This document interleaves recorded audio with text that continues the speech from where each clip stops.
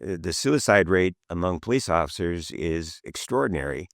And even if it doesn't result in suicide, Rob, I mean, you go out there and you work a shift and you may handle a traffic collision where a small child is killed. You may then go to a robbery in progress. You might get in a shootout. You may be in a high-speed chase. And then you got to go home and deal with your family.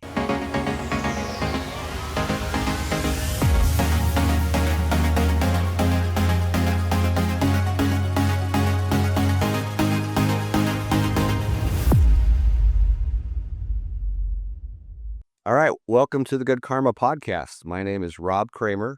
I'm the Executive Director for the California Affiliated Risk Management Authorities, CARMA. CARMA is an excess risk-sharing pool, and we're going to talk a little bit more about that later. But one of the things we're always trying to do is to help our towns, our cities, our special districts understand the types of things that they can get sued for, how those liabilities are actually paid, and why it should matter to them how they're paid, and how we can reduce those types of exposures. We've been focusing a lot on police to start. We have a fantastic guest today, Bruce Praet, that we're going to introduce in just a second. But we're always trying to make that connection for you and why it's important, and also for the public too, why it's important, what they're involved in, and how we can reduce these exposures and how it will help cities, towns, special districts if we do so. My co-host, Rob Patton, on the line here. Rob is our police consultant at CARMA. I'll turn to you, Rob, so you can introduce our special guest. How we doing, everybody? Thanks, Rob, for the intro. My name's Rob Patton, real quick, and retired law enforcement at the Sacramento Sheriff's Department. And I'm honored to introduce our guest this month. Rob mentioned it's Bruce Praet. He is Lexipol's co-founder. And back in the day when I had an assignment at Post, I was at an event where Bruce was honored by the California Commission on Peace Officer Standards and Training with a Lifetime Achievement Award. And that's pretty significant. It's statewide, and it recognizes individuals who have demonstrated effective and innovative leadership in law enforcement training that achieve results. Bruce has been in the business for decades. He started as a cop back in the day in SoCal, worked his way through school, became an attorney, and eventually started his own defense firm. And over the years, he galvanized, linked up with Gordon Graham, the whole iron sharpens iron situation, and together they co-founded Lexipol. So with that, I'd like to introduce Bruce Praet. Bruce, welcome. Hey, thank you, Rob. And Rob.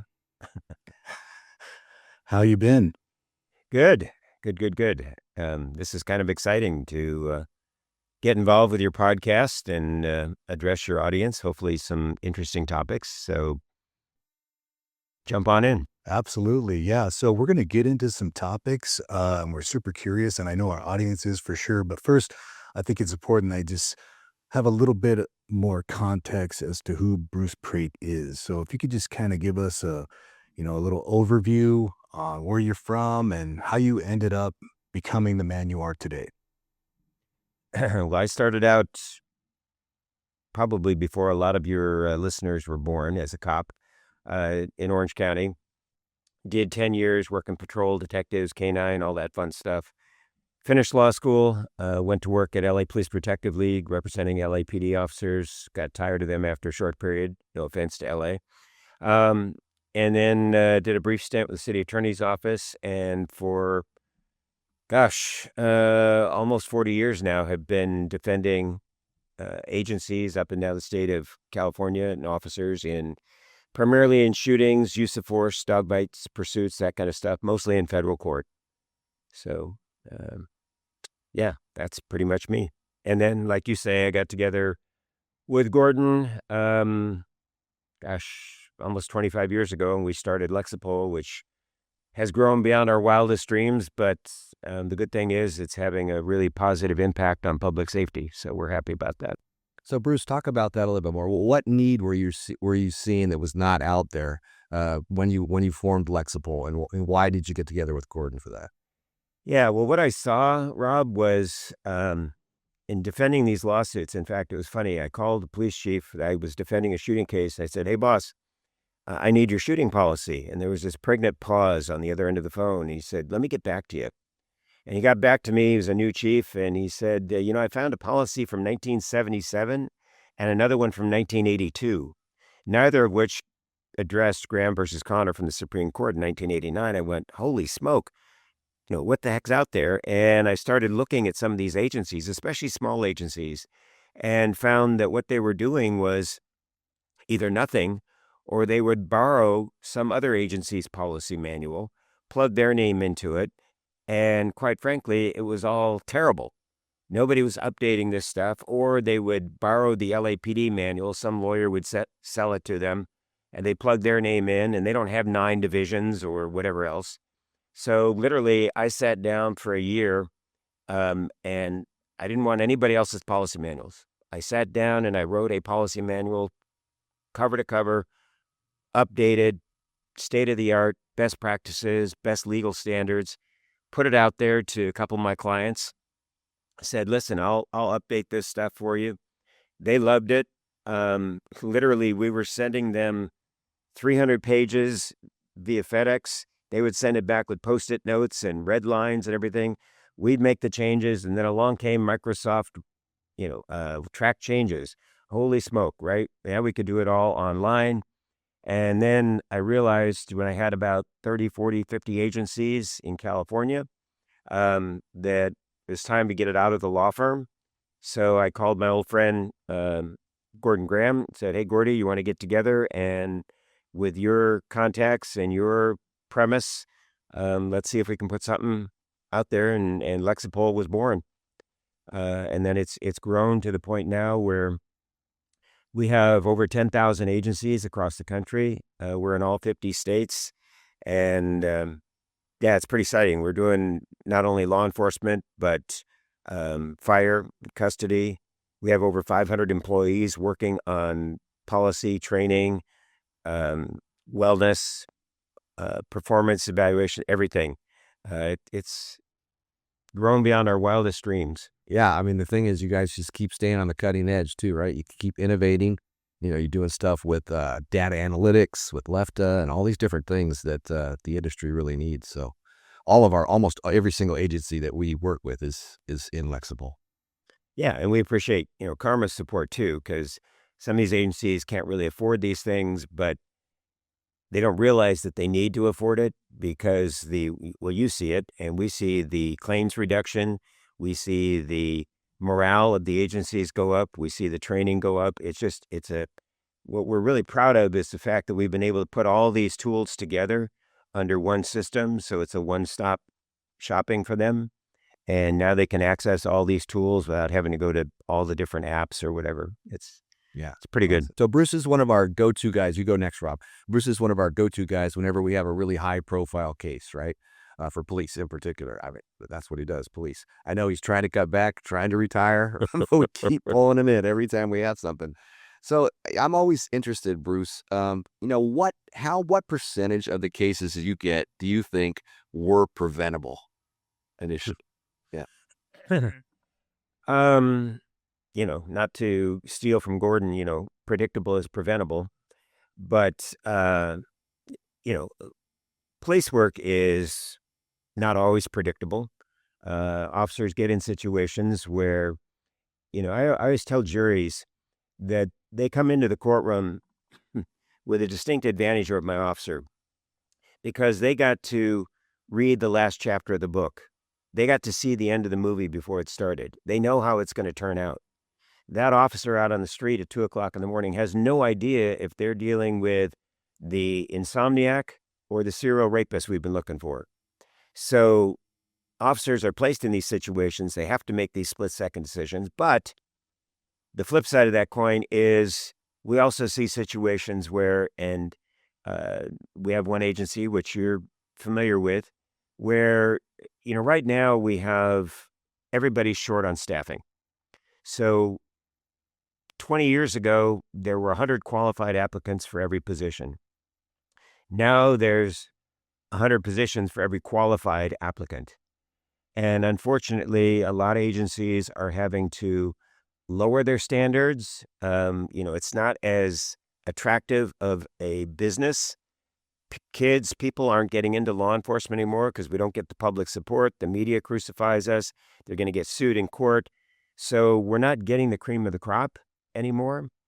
And we have one agency where they hired somebody who couldn't get hired by anybody else.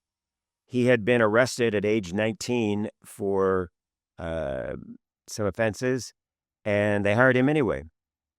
And sure enough, 3 years later, he's now serving 5 life terms in federal prison for molesting women. What could possibly have gone wrong? When you lower your standards and you hire people just to fill a position, it's predictable. So we get those. We get and you're intimately familiar with it, not so much the high profile, the shootings, the things like that, but the traffic collisions. The nickel dime, $10,000, $20,000, where, we did a recent survey for an agency. They had a bunch of traffic collisions with police cars, nothing major. But what we found out is that young people today aren't getting their driver's licenses at age 16. Everybody here on this podcast, on your 16th birthday, you were down in line at DMV waiting to get your driver's license. Now they're waiting until they're 19, 20 years old. We put them through the academy, and age 21, you say, now go chase somebody at 100 miles an hour. We find that, 100 years ago when I was pushing a police car around, we didn't have GPS. We didn't have mobile data or computers and things to distract the officer's attention. Officers knew their beat. Now they don't have to, because they get a call, it's up there on the screen, takes them right to it, but it distracts them. And so there's all these little things that we get, these rear end collisions, we get these U-turns, not paying attention, and that adds up. Those are preventable. Those things are preventable. They're predictable. The hiring is predictable. I'm impressed with law enforcement, and Post has had a big role in this, stressing the de-escalation. It's not the John Wayne, get out there and be the tough guy cop anymore. It was interesting at my house 2 weeks ago. Our neighbors had a huge party, and 4 officers showed up, and there's probably 200 kids drinking, smoking, whatever. And these 4 officers from Orange PD went in, and they were very low key. And I think back, and Rob can relate to this. Man, if you had a party with 200 rowdy kids, you went in there like gangbusters. And now they went in there and it was very low key. And I was impressed. And I see that more and more, that officers are now going to that de-escalation, that low key approach on a lot of these situations, especially with people who maybe they're under the influence or suffering from some mental illness. So I know that was a long answer to your question, but. No, it totally makes sense. Yeah, it totally makes sense. And just to give our folks some more context with my relationship with Bruce, is just long time ago, I became an IA investigator, and I had to go to training, right? That was part of the process. And that's when I first met Bruce. But then later, when I retired, I transitioned to Post, where I oversaw Command College and the Executive Development course. And Bruce is part of the instructor cadre with the Executive Development course. And so I'm just curious, when you're in that setting, talking to these executives about some of the things you're mentioning today, what's the feedback with them, let's say with hiring standards? And then to go a little further, yeah, it certainly matters at the line level, but is there a correlation with some cases with maybe people who are at the executive level who shouldn't be in those positions? Yeah, well, as you know, Rob, 3% at 50 was great. Well, it lasted for those who were in the business. And it cleared out a lot of experience that we had at the higher levels, some good, some bad. And I think one thing that law enforcement, probably every industry, loses on is we don't capture that legacy knowledge, that you've got people who have been in this business for 25, 30 years, and experience, especially in law enforcement, is key. And a police chief or an executive will retire. We send them off into the sunset. Nobody sits down and captures that knowledge, that experience of how to create a new police chief or sheriff. And I think that's so important that we groom these people and mentor them. And I think that's been lost a lot. We see there's a big turnover in police chiefs. I would say the average life expectancy, not life expectancy, but tenure for a police chief is less than 5 years now. I sit for a lot of police chiefs groups in different counties, and the turnover is incredible. 3 to 5 years probably for a police chief in most cities. And that's unfortunate. Post does what it can to groom these guys, to educate them. But when we lose that experience, and I really wish we could somehow capture that and pass it along to the new guys coming up. Absolutely. And it's, with all of those competing demands at that level, especially when you're trying to learn the job, right? And you've never had it before, and all that institutional knowledge is out the door. And then, but by the way, you also have to, have a staff, you have to hire people. So, you know what I mean? You're dependent upon the people who are working background investigations and whatnot to help with, getting the right person in the door. And so it's just an interesting thing to think about. Like, what does that look like on your average police department? Are are hiring divisions or teams or bureaus communicating information up the chain to the top on these candidates?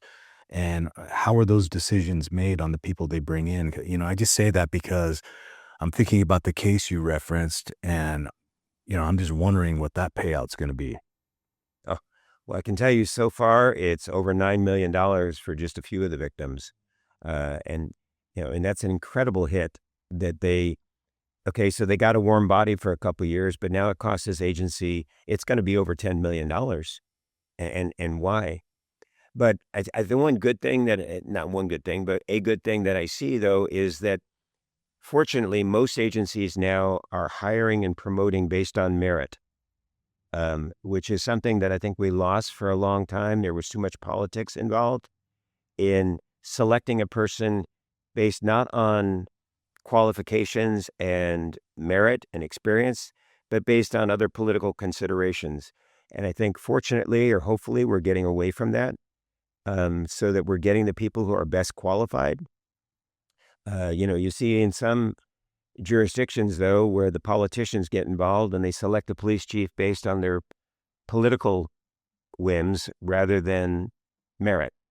And that ultimately comes back to bite them big time across the board. Absolutely. And that could be said the same from the line level, supervisory, mid-level management, all the way up the chain with nepotism, whatever the case. So, yeah. And, this case you're talking about is just kind of gnawing at me a little bit, because what I've learned since I've retired is with these lawsuits and risk management and all that good stuff is like, where in the heck does this money come from? Right. So it's like, let's just say in your scenario, yeah, to start the 10 million out the door for this one agency.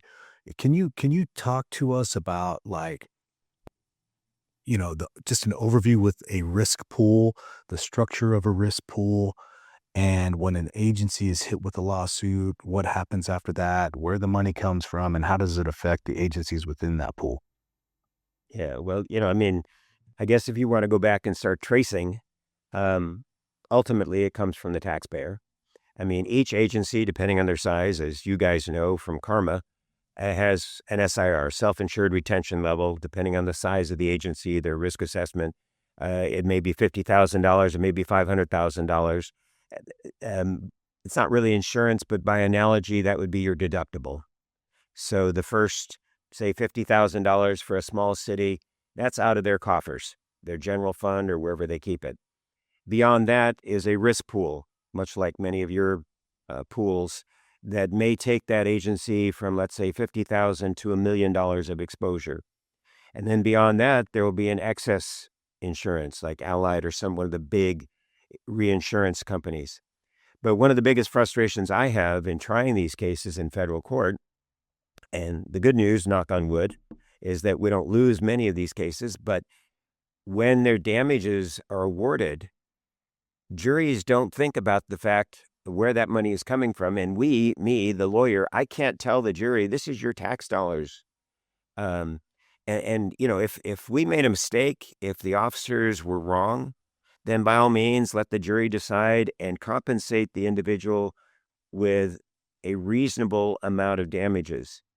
But, we see these multi-million-dollar verdicts now, which is easy, right? What the heck? Let's just give them $25, $30 million. It's not coming out of our pocket. Well, yeah, it is. Okay. But we can't say that to the jury because that would prejudice them and say, oh, well, wait a minute, then we don't want to give the person the money they're entitled to. So, Dale Gallipo, who is probably one of the best plaintiff's attorneys who sues law enforcement, he's actually a good friend, a very good lawyer, but he's very smart because he tells juries, and I tried a case against him a while back where the decedent, it was an officer-involved shooting, had problems. He'd been in and out of prison, drug problems, everything. Got in a fight with the officers, grabbed one of the officers' guns, and they ended up shooting him. And in closing argument, Dale told the jury, he says, you know what, ladies and gentlemen, normally I'd come in here and ask you for $30, $40 million. But I'm not going to do that because the decedent in this case, he had his demons. He had drug problems. He'd been in and out of prison. So don't give me $30 million. You decide what's appropriate. Well, yeah, okay, let's only give him $10 million then, which is a great argument on his part. Now, there's a lot of good arguments on the other side. You hear the plaintiff's attorney say, well, gee, we pay $100 million for a Rembrandt painting. We take a $100 million F-18 aircraft and we tell the pilot to jettison and let the aircraft crash to save a human life. So what is a human life worth, right? I had one attorney, God, this is 30 years ago, up in Oakland, tell the jury, you know what, ladies and gentlemen, if the police department had come to this little girl and it was a surviving daughter of somebody we had killed, this woman had come at the officers with a knife. She was under the influence.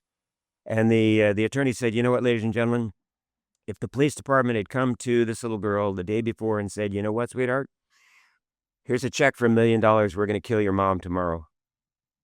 And then he ended his argument. I went, you son of a gun, right? And guess what the jury came back with? $1 million. Now, that was 30 years ago.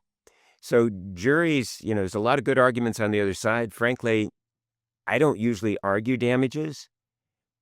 We win it on the merits because most of the time, I've tried well over 50 cases. I'd love to say I had a perfect track record. I don't. I've lost 4 cases in 40 years, which, by the way, just before I signed on here, I just got an opinion from the Court of Appeals reversing a verdict.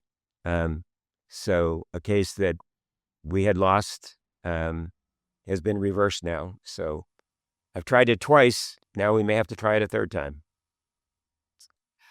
Hey, I'm going to go a different direction here that I wasn't planning to go because Bruce has raised something that caught my attention. I saw a slide the other day that talked about the average household in California pays $5,000 a year towards third-party liabilities for public entities. And California is one of the highest states in the nation. But taxpayers are paying these things. And I want to talk a little bit about tort reform. So for people that might not be familiar with what tort law is, it's general negligence, things that cities can get sued for. And in the medical side in California, there was significant tort reform back almost 20 years ago now, where they sort of limited what the medical profession would have to pay. You want your doctor to have to make decisions. Yes, sometimes people make mistakes, but there should be a limit, right? You don't want to have it too expensive for people to go to doctors. This year in California, I'm on the legislative committee in California for CJAPA, the Association of Joint Powers Authorities, these risk-sharing pools. And they're thinking there might be some potential tort reform. what do you think would be a couple of the most important things that could impact reducing these exposures from jury verdicts, in the sort of disclosure that plaintiff's counsel might have to provide on things like where the money comes from, or that they're being financed by outside party? What do you think would be some good tort reform? Interesting that you bring that up. I mean, several states, and as you mentioned, in the medical malpractice arena, there's already some caps on damages. Yesterday, I was just in Nevada doing some presentation. They have a $200,000 cap on government liability cases in Nevada. I think Oregon has a similar cap. The problem with that is that when these states do it, and I'm not saying it's a bad thing, but we get sued in federal court. And tort reform caps have no application at all in federal court. So then what we see, let's say they put a $200,000 cap on public entity, police liability cases or whatever. Great. Then all the lawsuits just go to federal court, where there is no cap on it. And in federal court, of course, they get their attorney's fees if they prevail, which is another interesting concept. So let's say that there's an excessive force case. Somebody gets beat up by the cops, and maybe retrospectively it a little bit excessive on the force. And let's say a jury decides it's worth $20,000 to the guy who got beat up.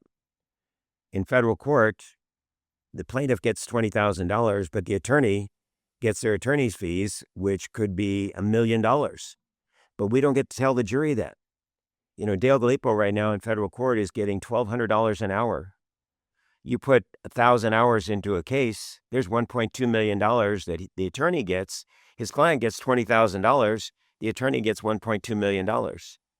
So that's a problem. And the concept behind that in Section 1988 of Title 42 was, why would an attorney enforce the Constitution and the civil rights of an individual if there's no incentive? So Congress said, we're going to add Section 1988 that says, okay, lawyer, if you're willing to defend the Constitution, not only do you get your damages, you get your attorney's fees paid by the government, the city, the county, whoever it may be.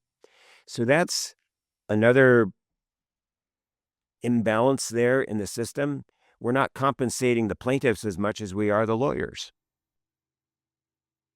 So that makes a lot of sense when you talk about, the nickel and dime traffic accidents, right?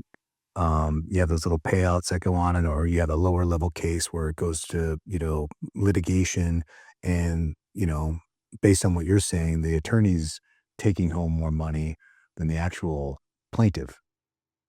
Yeah, it's mind blowing. I'm still learning a lot of this stuff, but it blows me away. And what we're talking about, like, let's just take, well, first of all, what top 3 claims are you seeing coming across your desk, or just throughout the state?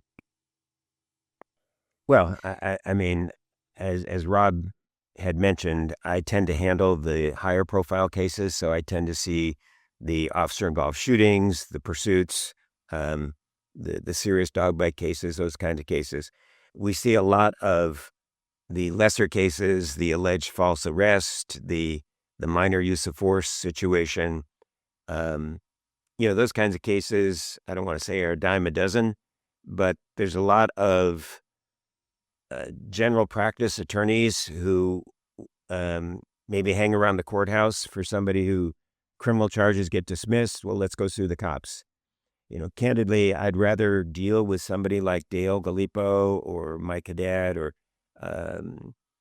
John Taylor, a lot of the attorneys who are regularly engaged in this type of litigation, because there's not a lot of game playing. They know the rules. We know the rules. We cut to the chase. I can do a shooting case in federal court in a week, less than a week, 4 days. We can try a case start to finish. And that's another thing that I would love to see, is the efficiency of the federal courts over the state courts. And ironically, I tried a case against Dale, a shooting case in federal court, which we won. It took us 4 days to try this fatal officer-involved shooting case. He had some collateral state claims that were refiled in state case. We tried the state case. It took us 3 weeks in state court. Same exact case, 4 days in federal court, 3 weeks in state court. Federal judges now, and I prefer federal court. It's much more rigid. A lot of the federal judges will tell you, plaintiff's attorney, how much time do you need to put on your case? I have 5 witnesses, Your Honor, with opening, closing. I'll need 10 hours. Great. You know what? Mr. Praet, you get 10 hours too. And some of the judges now will put a chess clock right up there on the bench. And when the attorney opens their mouth, they start the clock. At the end of the day, they'll say, you have 6 hours and 32 minutes left. Use it wisely. And which is efficient because frankly, I don't have a witness on the stand probably more than 20 minutes. The attention span of your jury is just about that. And these lawyers who ramble on and on, 7, 8 hours with a witness, why? You're just pissing off the jury. You lost them 6 hours ago. So to be efficient, and by the way, if you get 10 hours to try your case, at the end of 10 hours, if you're in the middle of a witness, too bad, you're done. You get no closing argument. It's amazing how efficient lawyers can be when they've got a hammer over their head. So I prefer the federal courts because the state courts, you have 12 jurors instead of 6. We have 6 jurors in federal court, a unanimous verdict. State court, we have 12 jurors, 9 out of 12. It'll take 2 days to select a jury in state court. In federal court, the judges run through it. We'll have a jury by noon. We're into our first witness by that afternoon. So much more efficient under the federal system than the state system, which ultimately comes back to saving costs for the taxpayers, the risk pools, the agency, everybody. That's interesting. And so with these higher profile cases and leadership being what it is, do you think there's any correlation to deficiencies in leadership? Or I guess what I'm getting at is the training concept. Like, what are the training gaps that you see with these high profile cases? Is it leadership or is it a lack of specific training? What do you think it is? As I said earlier on, though, I mean, most of the shooting cases, quite candidly, are, I don't want to say completely unpreventable, but most of them are violent encounters. You've got a bad guy shooting at cops. You've got somebody pulls a gun. Somebody attacks a police officer. Those are things that, although I'm impressed with the training on the de-escalation, that probably has reduced some. There's an overall culture within an agency that starts at the top. The good news is we don't have a lot of cowboy agencies anymore. Get out there, kick ass and take names. It's more a full service de-escalation concept while still putting bad guys in jail. And that's an overall theme that needs to be reinforced now across the board in the courts, the public, the media, the departments, is if you get the bad guys off the street, law enforcement has less contacts to make. If the cops go out and arrest the bad guy, they put him in jail and he's back out on the street before you finish a report. Well, guess what? We're going to be dealing with this guy tomorrow, the next day, the next day, the next day. But, to your point, one thing that I do like is that we're now training management, if you will, to recognize potential liability situations and not only critique themselves and learn from these incidents, but also when we have one of those aw shucks cases, instead of waiting for the litigation and paying me to defend the case all the way through trial, step up and recognize, take the traffic collision. If we make a mistake and our officer made a U-turn and crashed or something, well, instead of making the other driver go out and get a lawyer, step up, take care of their damages. You make a friend for law enforcement. You save a lot of costs in defense. And, if it's a major incident, then another good thing we do is we get involved at the outset and say, okay, What went right here? What went wrong here? What do we need to do to prepare for this inevitable litigation? Instead of saying, gosh, you know what? We just had a fatal shooting. Let's all sit back and wait 6 months for the claim to come in. Holy smoke, we're getting sued. Really? Did you not think that? We do our criminal investigations, we do our admin investigations, but too many agencies don't think about the inevitable civil case that's coming down the road. So again, a long answer, but No, it makes sense though. And I'm curious, is that some of the information that you share in that executive development course? Because it just seems like it would make for a great dialogue and conversation. I mean, even just talking about risk pools in general and how like, when these verdicts come out and how the money affects their agency, right? Can you speak on that and what that looks like for agencies when monies or damages are paid out? yeah, it all comes back to their budget. It's funny. There was an agency up the Central Coast where they were involved in a lot of litigation because, quite candidly, they had a police chief who was the gung-ho, go out there, kick ass, take names type thing without, kind of the old school cowboy mentality that fortunately has, I think, gone by the wayside. And they kept getting hit with all these lawsuits. Now, the good news, bad news is, the good news is I was able to defend most of those lawsuits successfully. The bad news is it perpetuated this mentality that we can go out and do this and the lawyers will get us out of it. But what they didn't realize was that they were spending hundreds of thousands of dollars a year to defend all these lawsuits. And then when the police association said, where's our raise? Said, it went by with all those lawsuits we had to defend. There's only so much money in the pot.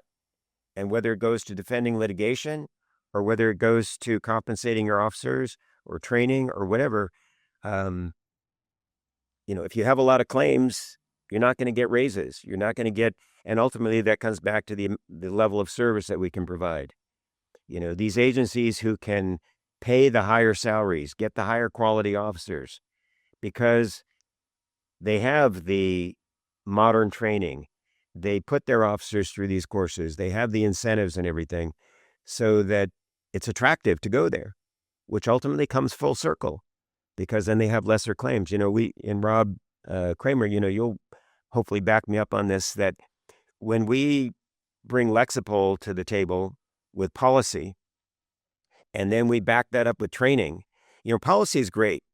I'm proud to say that I think, our policies are bulletproof. They're state of the art. We update them constantly with all the new case law, the new legislative changes, the best practices, and we hand those off to the agency so they have the best policies possible.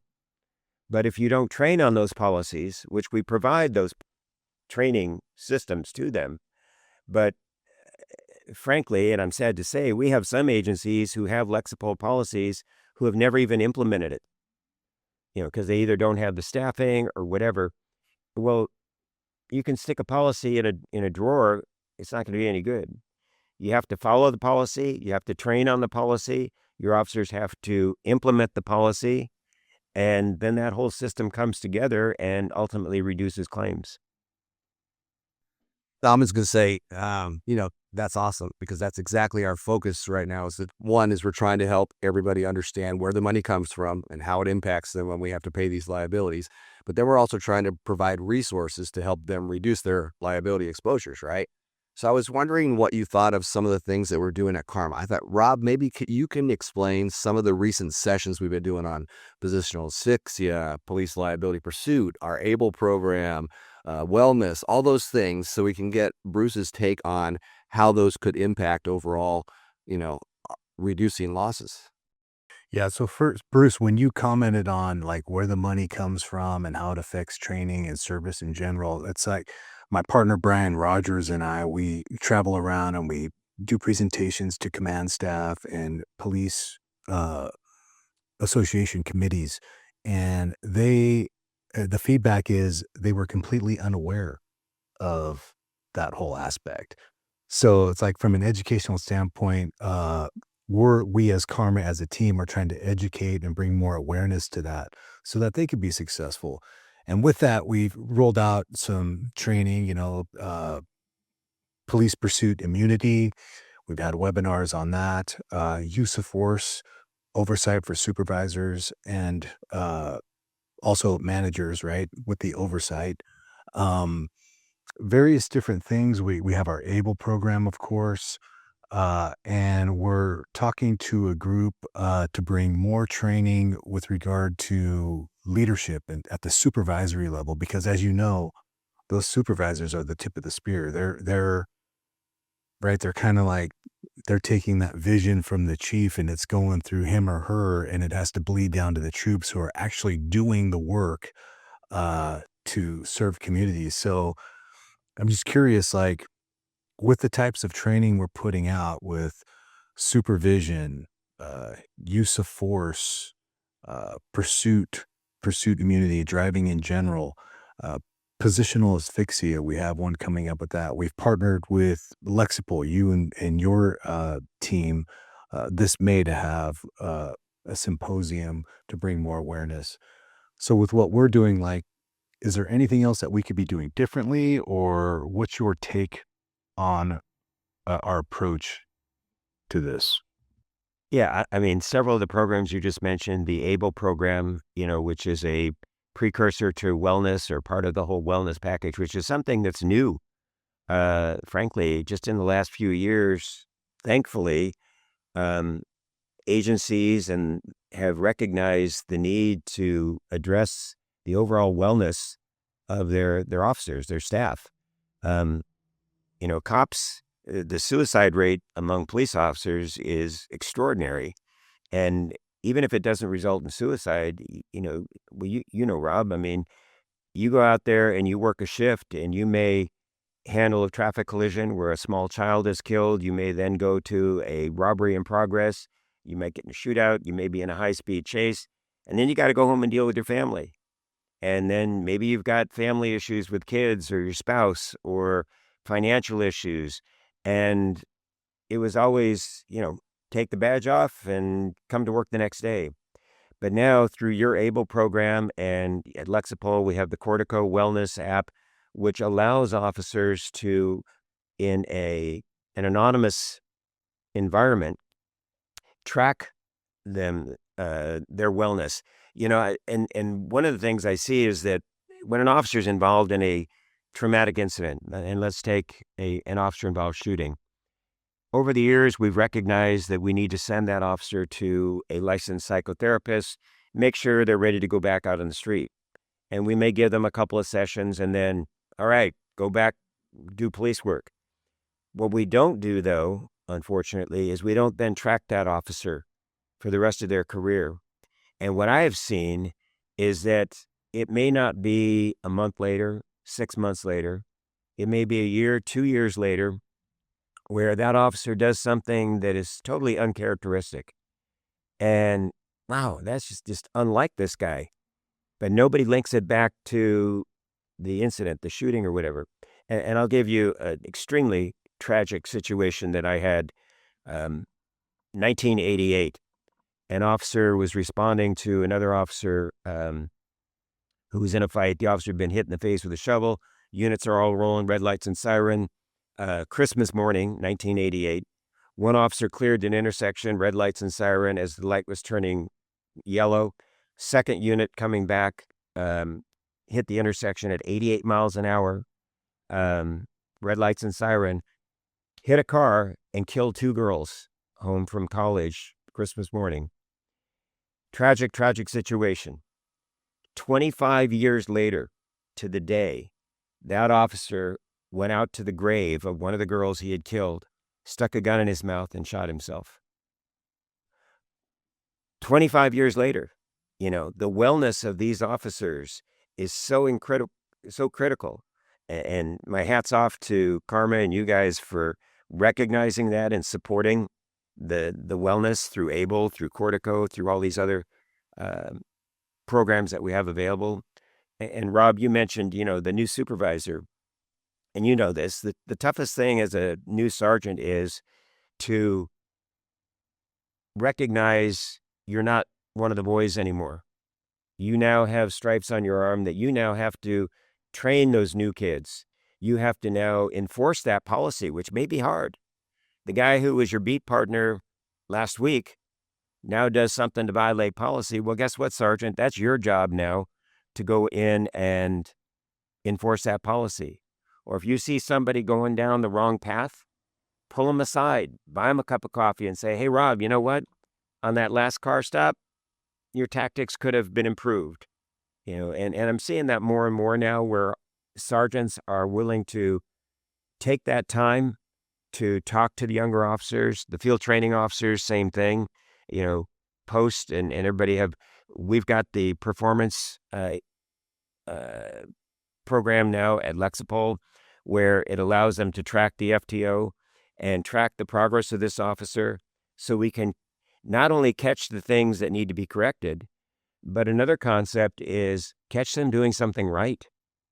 When you see an officer going through an intersection at 10 miles an hour, lights and siren, instead of 88 miles an hour, hey, you know what? Pull that officer aside at the end of the shift and say, good job, right? Or when you see an officer use de-escalation tactics, recognize that. Don't just jam them up when they do something wrong or get a complaint. But our system, our performance evaluation system, now allows agencies to profile each officer individually.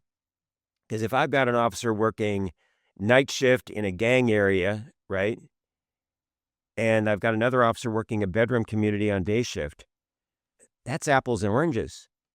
If the guy working gangs on night shift in a bad part of town gets one complaint in a 6-month period, whatever. If a guy in a bedroom community gets one complaint in a 6-month period, whoa, something's wrong. So we need to treat our officers based on their individual profile. We need to catch them doing things right. And our supervisors need to understand their role to groom these young officers, recognize, enforce the training, enforce the policy, and it all works. Yeah, you nailed it. I mean, if you're getting positive feedback on a regular from your boss, right, you're going to be more open to negative feedback when you step in it, right? When you have to correct something and you get that feedback. So that's just, to me, fundamental leadership. And then I'm so glad you mentioned wellness. We've had a couple of wellness events. We have another one next month down in Burlingame where we partnered with Tombstone Courage, and it's called Victory Mindset Leadership Resilience. It's amazing. We have several speakers.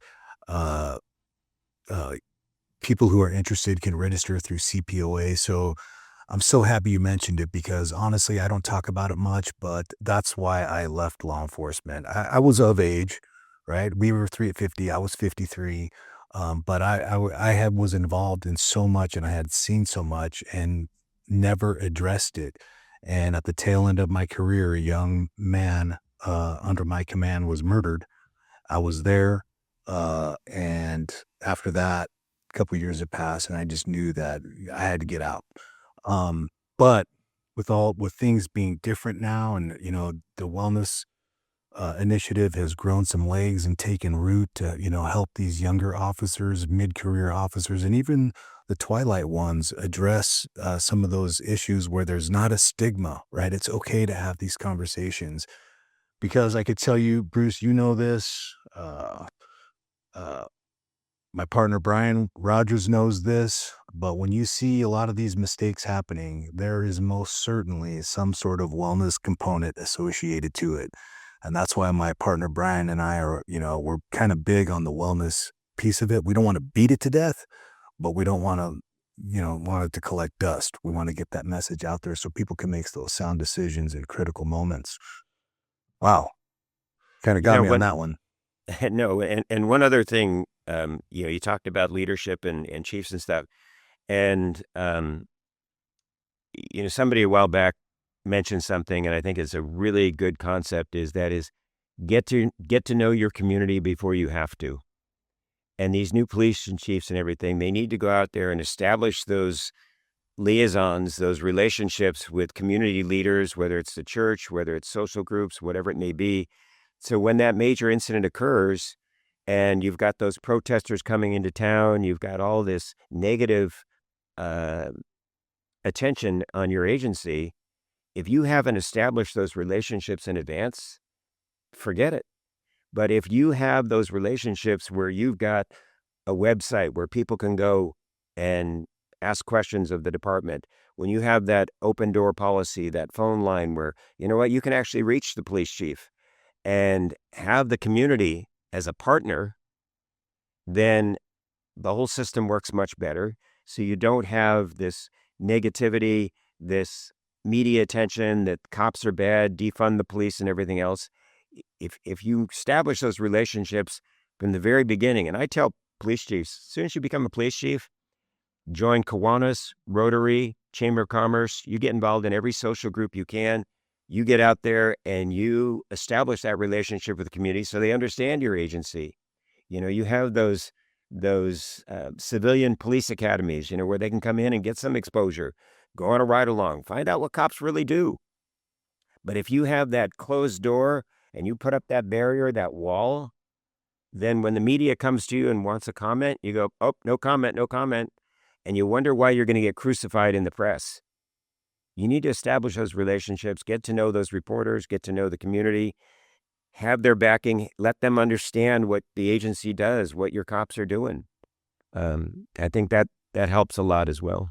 100%, you know, and that's another fundamental approach. I mean, and when you're talking like that, I immediately think of Sir Robert Peel, right? In the Peelian 9 principles, right? Know your community, right? You can, I mean, you know this, investigating major capers, you cannot solve those cases without the community's help. And if that relationship isn't there, nobody's talking. We all know this. So I like that. And Rob, did you have Yeah, any comments on that? what he's talking about now is exactly the last question I was going to sort of get to. I mean, if you're a city or town out there with the police department, I mean, you don't want to have a high-profile case where we have to get Bruce involved. You want Bruce to be the guy if you have one, but you don't want to have one of those cases because they are so expensive, like Bruce said, and they eat at the public trust too, right? I mean, that stuff going on is in it, and all those things, that proactivity that we're trying to accomplish with CARMA, getting out in front of it, understanding how risk management sort of impacts that. We have, you know, a group of chiefs in the Monterey area that have a risk management committee, right? They're thinking about these things at a higher level. Like, how do we develop public trust? How do we manage our exposures? Those types of things. We're trying to bring that concept to the other members of CARMA, but those have to be driven by the police departments. That's why these things are so important, to help people understand and connect the dots on how all this thing, how it all connects and how to be proactive. And so I don't know if you have any final thoughts on that, but I mean, that's really the goal. Our goal lately is try to help connect all those dots. No, I think it's a perfect wrap up in the sense, and this is where, you know, I'm so proud of our relationship between Lexipol, CARMA, and everything that, you know, you guys have been very supportive, and Gordon and myself at Lexipol, our whole thought process is, let's give the agency all the tools that they need: policy, training, wellness, performance evaluation, so that they've got all the tools, and we'll back them up. And you guys have done an incredible job of helping to fund that and support it, promote it and everything. So if we give them the tools, then the question is, can we get them to use the tools? And that's why these groups that you're putting together, the training that, you know, Rob and everybody's doing, I think is very helpful. We're seeing a lot more reception on the other end, where we're now seeing people. I think I mentioned before we got started, I was just in Nevada yesterday, and in a blinding snowstorm, I had 92 people show up for a training thing that I was doing from all over the state, because they really are like sponges. They want to know, you know, what is the latest from the courts? What are we doing in terms of training? What is our exposure? What can we do to minimize that?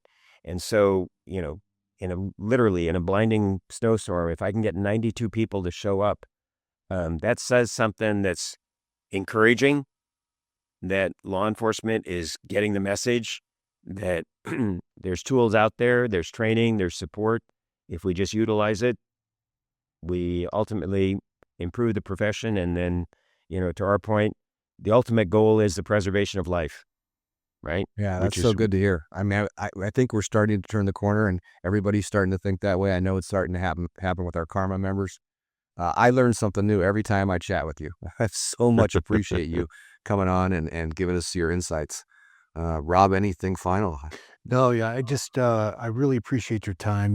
We appreciate your time. You're a busy person, all for the greater good. And like all the things we talked about, including our relationship with collaboration, that's done to benefit the industry, right? We love what we do, but we also have a purpose. And with that purpose comes a passion, the passion to help agencies in the industry just get a little bit better, however slight, as long as it's on that trajectory. We're excited about it, and we're honored to have you on this show to help educate our members and the law enforcement community, as well as the general public, on these big ticket items and how it affects police agencies, how it affects the income of households, and just the overall general public. So thank you, Bruce, for your time. And we look forward to future projects rolling out with you and your team. Sweet. Yeah, Thanks, we're you not guys. ready. We're not ready to let you retire yet either. So Yeah, I know. I keep keep hearing doing that. what you're doing. Thank you. All right, Bruce, Thank you. take care. Thanks, guys. All right. Join us on July 21st, where our next guest will be retired Chief of Police and current City Manager, Todd Cusimano. Be sure to follow the podcast on Spotify, Apple Podcast, and YouTube so you stay connected to new conversations. And as always, if this episode adds value, share it with your team.